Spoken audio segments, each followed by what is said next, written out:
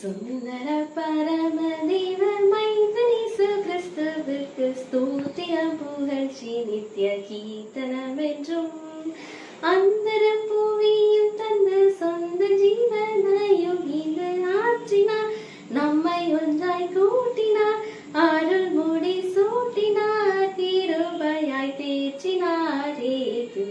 சுந்தர பரமதேவ மைந்தனேசு கிறிஸ்துவுக்கு ஸ்தோத்திரம் புகழ்ச்சி நித்திய கீர்த்தனம் என்றும் விண்ணிலுள்ள ஜோதிகளும் எண்ணடங்கா சேனைகளும் விந்தையாய் கிறிஸ்துவை பணிந்து போற்றவே.